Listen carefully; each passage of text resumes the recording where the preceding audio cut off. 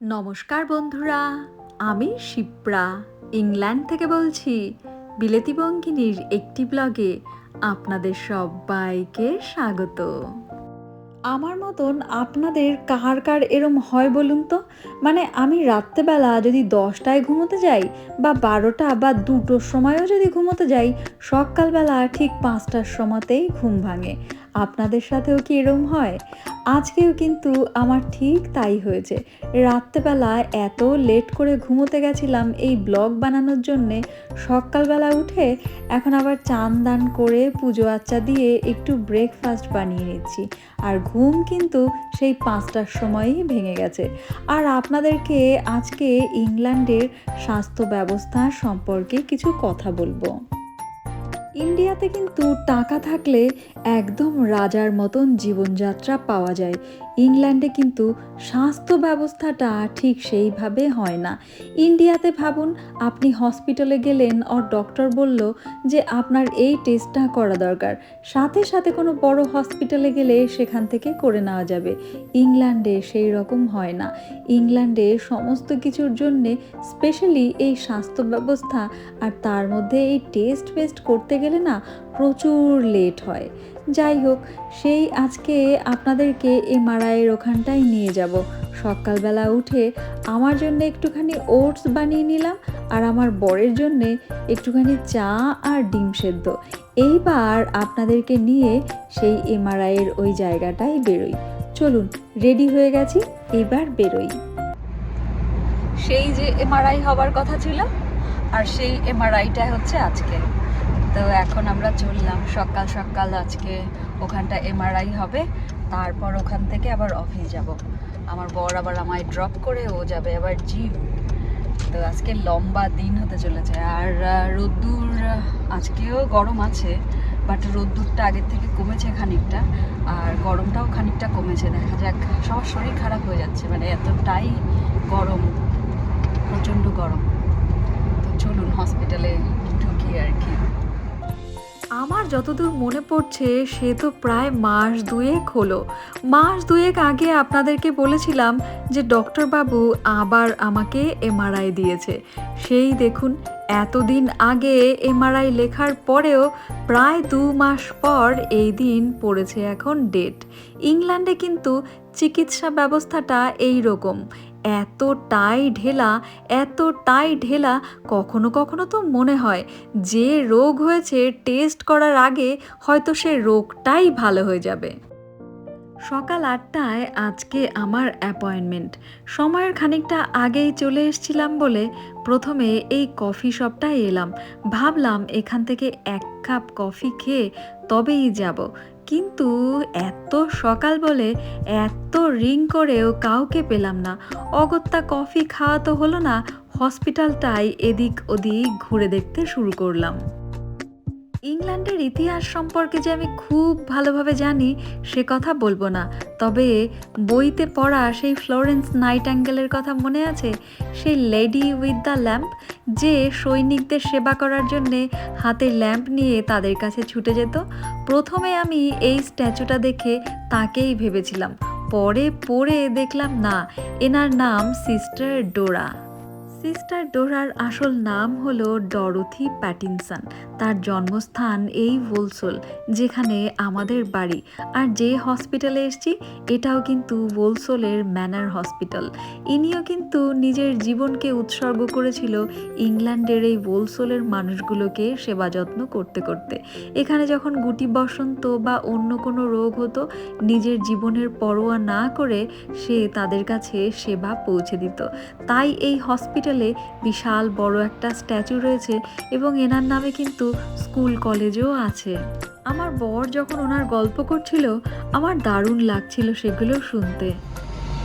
এটা দেখুন, একটা বাথরুমের মতো ছোট্ট একটা রুম, এটার মধ্যে আমাকে বসিয়ে দেওয়া হলো, যে এটা থেকে এখন আমাকে সমস্ত কিছু কোয়েশ্চেন আনসার করে নিবে, বা সব কিছু আমার জুয়েলারি খুলে এই লকারের মধ্যে রেখে দিতে হবে। মানে এত পেশেন্টের এত ভিড়, তাই জন্যে এটা একটা পোর্টেবল একটা গাড়ির মতো, তার মধ্যে মধ্যে এরকম এমআরআইয়ের সিস্টেম করা। আর এগুলো কোনো জায়গায় যদি এমার্জেন্সি হয় সেখানটায় নিয়ে যাওয়া হয়। তো তো সেইগুলোতে আমার আজকে এমআরআই করা হচ্ছে। আপনাদের এমআরআইয়ের অভিজ্ঞতা থাকলে আপনারা জানেন যে কি বিচ্ছিরি সাউন্ড হয়। আমার এমআরআই হয়ে গেছে, এইবার জিনিস নিয়ে বেরোচ্ছি। এটাই হচ্ছে পোর্টেবল। তো এখানটাই হচ্ছে আমার এমআরআই হলো এখন। এই দেখুন লেখা রয়েছে। আর এইখানটায় শুইয়ে দেওয়া হয়েছিল, মানে একদমই ছোটোই, বুঝতে পাচ্ছেন, একদমই ছোট, মানে শুধু জাস্ট একজন মানুষ কিভাবে বসে এখানটায় সমস্ত কিছু করা। তো আগের এমআরআইটা আমার অন্য জায়গায় হয়েছিল, সেটা হচ্ছে পার্মানেন্ট, আর এইটা হচ্ছে পোর্টেবল। একটা দারুণ লাগলো আইডিয়াটা, দারুণ সুন্দর না? যে তো এই হচ্ছে হসপিটাল, হসপিটালে কোনো গন্ধ নেই, সেটাই হচ্ছে সবচেয়ে ভালো ব্যাপার। আর এবার ভেতরে ঢুকবো। এখানটায় ভিডিও না বানানোই ভালো হবে আই থিঙ্ক, যদিও কেউ নেই, পুরো কিন্তু ফাঁকা, আমি একা হেঁটে যাচ্ছি, আর কেউ নেই। পুরো ভূত বাংলা টাইপের একটা এক্সপিরিয়েন্স। হসপিটাল থেকে বেরিয়ে আমার বর আমাকে অফিসে ড্রপ করে দিল। অফিস থেকে আমি এখন বিকেলবেলা একা একা বাসে করে ফিরছি। আর এই যে ফাঁকা মাঠটা দেখছেন না, এইখানটাতে কিন্তু 2 দিন পরে মেলা বসবে। সেই মেলাটাতেও আপনাদেরকে ঘুরিয়ে দেখাবো।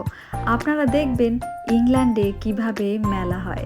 আর এই দেখুন, বাড়িতে এসে আজকে রাত্রেবেলা মনে হচ্ছে কিছু চাটপাটা টাইপের খাবো, তাই ভাবছি একটু চাট আর একটু ফুচকা বানাই। রেডিমেড ফুচকার এই প্যাকেটটা কিনে নিয়ে এসেছি। এর মধ্যে না আবার একটা মশলাও দিয়েছে জানেন। তবু না আমার বাইরের মশলা ঠিক ভরসা করতে পারি না, তাই নিজের বাড়িতে নিজের হাতে একটু মশলা বানিয়ে নিয়েছি। আর এই দেখুন, প্রচুর ফুচকা, কিন্তু এই প্যাকেটটার দাম নিয়েছে 3 পাউন্ড, তার মানে ওই 400 টাকা বলতে পারেন। তো 400 টাকা দিয়ে আমি কিন্তু অনেকগুলো আজকে ফুচকা বানাবো। ফুচকা আর চাট মশলা বানাতে বানাতে আজ আমি ইন্ডিয়া আর ইংল্যান্ডের স্বাস্থ্য ব্যবস্থা সম্পর্কে কিছু কথা বলবো। যেমন আমার মনে হয় ইন্ডিয়াতে স্বাস্থ্য ব্যবস্থাতে অনেক বেশি ফাস্ট সার্ভিস পাওয়া যায়, ইংল্যান্ডে কিন্তু সেরম হয় না। টাকা কিন্তু 2 দেশেই খরচা হয়। মানে ভাবুন, আমি যেহেতু ফরেনার, আমাকে এই দেশে থাকতে 1 বছরে প্রায় 1,80,000 টাকার মতন দিতে হয় এই স্বাস্থ্য ব্যবস্থার জন্যে। ইন্ডিয়াতে থাকতে এই টাকাটায় যদি আমি হেলথ ইন্স্যুরেন্স করতাম, তবে কিন্তু আমি কত তাড়াতাড়ি সার্ভিস পেয়ে যেতাম। কিন্তু ইংল্যান্ডে এই রকম হয় না। এখানটায় সমস্ত কিছু এই এনএচএস যেটা আছে তার আন্ডারে যেভাবে তারা চলবে ঠিক সেইভাবেই চলতে হয়। প্রাইভেটেও করা যায়, তবে সেটা বিশাল বড় একটা খরচা। এইবার আপনাদের মনে কিন্তু একটা কোয়েশ্চেন আসতেই পারে যে এই দেশের যারা মানুষ, মানে এই দেশের যারা বাসিন্দা, তাদেরকেও কি প্রতি বছর এতগুলো করে টাকা দিতে হয় এই হেলথ ইন্স্যুরেন্সের জন্যে? তাদের জন্যে কিন্তু ব্যাপারটা একদম আলাদা। আমাকে যেরকম আলাদা করে টাকা দিতে হয়, এই দেশের আবার যারা মানুষ তাদেরকে আলাদা করে টাকা দিতে হয় না। তারা আবার যেসব চাকরি বাকরি করে বা ব্যবসা করে, সে থেকে যে গভর্নমেন্ট ট্যাক্সটা নেয়, সেই ট্যাক্সটা থেকেই তাদের এই হেলথ ইন্স্যুরেন্সটা ফ্রি হয়ে যায়। কিন্তু আমার জন্যে নিয়ম আলাদা। আমিও কিন্তু এখানটায় চাকরি করি, তা থেকেও কিন্তু আবার এই হেলথের ট্যাক্সও কাটা হয়। আরও একটা দারুণ ইন্টারেস্টিং জিনিস আপনাদেরকে বলতে চাই। ইন্ডিয়াতে যদি শরীর খারাপ হয়, তখন কোনো কোনো হসপিটাল থেকে ওষুধ কিন্তু ফ্রিতে দেওয়া হয়। ইংল্যান্ডে খুব বড় যদি কোনো শরীর খারাপ হয়, তখন কিন্তু ইংল্যান্ডে হসপিটালের ওষুধটা ফ্রি। তাছাড়া যদি ছোট্টখাট্টো শরীর খারাপ হয় আর তখন 1 সপ্তাহের ওষুধ নিতে গেলে কিন্তু 10 পাউন্ড পে করতে হয়। মানে 1 সপ্তাহে যদি একটা ট্যাবলেট লাগে, তার জন্যেও 10 পাউন্ড দিতে হয়। আবার যদি 1 সপ্তাহে 7খানা ট্যাবলেট লাগে, তার জন্যেও ঠিক 10 পাউন্ডই দিতে হয়। এটা একটা আজীব নিয়ম। আমি ফরেনার বলে আমার থেকে এক্সট্রা টাকা নেওয়া হয়, কিন্তু এই দেশের মানুষগুলোর জন্য কিন্তু তারা যেসব কাজবাজ করে তা থেকে ট্যাক্সের টাকাতেই তাদের পুরো স্বাস্থ্য ব্যবস্থাটা চলে। তারপরেও বলবো যে আমি এখানে যে 1,80,000 টাকা দিয়ে পুরো বছরের চিকিৎসা করাচ্ছি, এই টাকাটাই যদি আমি ইন্ডিয়াতে দিই তবে এখান থেকে অনেক বেটার সার্ভিস পাবো। কিন্তু ইংল্যান্ডের স্বাস্থ্য ব্যবস্থার মান অনেক বেশি উন্নত। অনেকেই হয়তো ভাবেন যে ইউরোপের সমস্ত দেশগুলোই ইংল্যান্ডের মতন এরকম, তা কিন্তু নয়। অনেক দেশ আছে যেখানে বাধ্যতামূলক ট্যাক্স দিতে হয়, অনেক দেশ আছে যেখানে আবার চিকিৎসা করানোর সময় টাকা দিতে হয়, পরে আবার খানিকটা টাকা ফেরত দেয় গভর্নমেন্ট। তাই ইংল্যান্ড কিন্তু সেই সব দেশের তুলনায় অনেক উন্নত, আর এখানে স্বাস্থ্য ব্যবস্থাও ভীষণ উন্নত। তবে আমার কাছে ইন্ডিয়া কেন জানি না বেস্টই লাগে। বছর দেড়েক আগে আমার সাথে একটা ঘটনা ঘটেছিল, আপনাদের ব্যাপারটা মনে আছে? সেই যে আমি পুরো স্টোরিটা বলে কিন্তু ব্লগে পোস্ট করেছিলাম। সেই যে অফিস থেকে ফেরার পথে একজন ভদ্রমহিলাকে হেল্প করতে গিয়ে আমাকেই পরে অ্যাম্বুলেন্সে হসপিটালে ভর্তি করতে হয়। ঘটনাটা কিন্তু পুরোটাই ভৌতিক। পরে বুঝতে পেরেছিলাম উনি আসল মহিলা নয়।